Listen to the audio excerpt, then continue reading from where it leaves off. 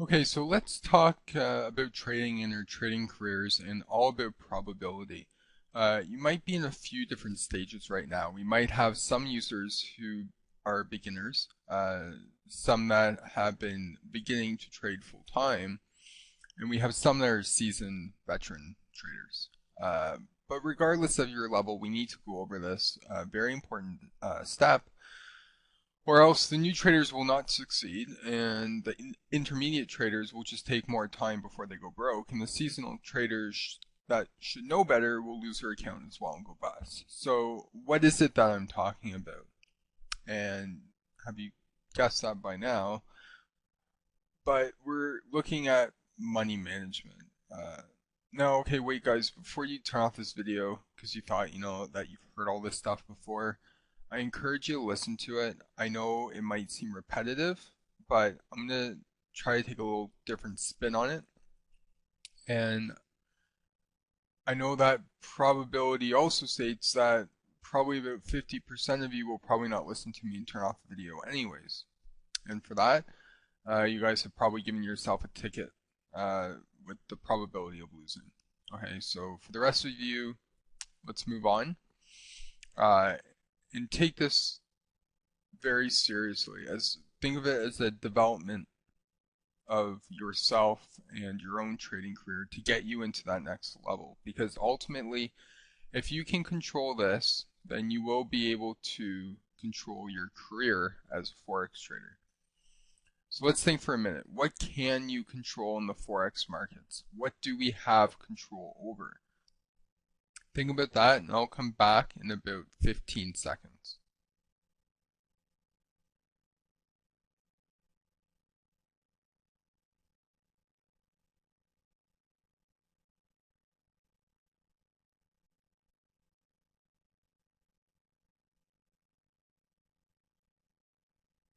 Okay, if you said risk per trade, that's correct, or risk in general. That is what you have the control over. Okay, of course, you do not have full control of your profits, but you do have full control of how much you risk. You must learn to focus on controlling this risk because the minute that you're not in control is the minute that you will fail as a trader. Um, we all make the mistakes of not protecting our risk, but from this point forward, that will be a distant memory. You will have to control your risk. And every trade setup you do, before you even click a mouse button, you have to be able to control your risk. If nothing else, just do that and you should succeed with trading. Okay, now that I burnt that into your brains, you can accomplish this risk control in a few different techniques, such as the obvious stop loss protection, and also you can control your risk by maintaining a very decent risk versus reward sort of strategy. For instance, if you look at your monthly statement, you will want to make sure that if you have lost, let's just say 1 pip, you want to have at least 2 pips banked into your account. That means the trade has been closed. So if you have, let's just say you lost 1,000 in trades for the month, you should have gained at least 2,000. Okay, so these are bank profits. Your average loser, in other words, must be half of your average winner at the minimum. Actually, I should say the minimum should be at least 1 to 1.5, but your goal should be at least 1 to 2. Okay, so if you have a 30 pip stop loss, that means your average winner should be about 60 pips. Okay, does that make sense? Okay, you can accomplish this pretty easily providing that risk is handled correctly, as well as you're taking trades where the odds are definitely on your side. In doing this, you will not lose. This is why we protect our risk, but you can think of trading like going to the racetrack and betting on the horse with the best probability and winning some and losing some. We know we're not all going to win every single race or every single trade, but the chances are that probability states that you will win more than you will lose if you are betting on the horse that has the best odds. Okay? So in its most simplest form, this would be the case. So as traders, we got to keep betting with the winning horse. And I'm not suggesting that people overtrade and keep betting as long as they have or figure that they have the odds on their side. This will probably get you killed. But when probability is on your side, you should be taking the trade. I can trade probably between 5 to 6 times a day. We'll do it by day. But that's usually not every day. I would say my average is probably around 15 trades for a week, which is more than enough to keep me busy and the profits to raise my account. You don't have to trade a lot to make a lot, and that's the point I want to drive home. So how do we learn to think in probability? It's a process that you'll probably gain through market experience as well as a skill that you can kind of pick up by going over different patterns, older patterns, previous patterns as well. And you can do this by trading a plan. Okay, so once you know you have like a plan like harmonics that give you that edge, all you have to do is do it over and over and over again, and you'll likely make money. Now, obviously, one that wins more time than not would be a strategy that you would need, and of course, being here, you've already found that. So,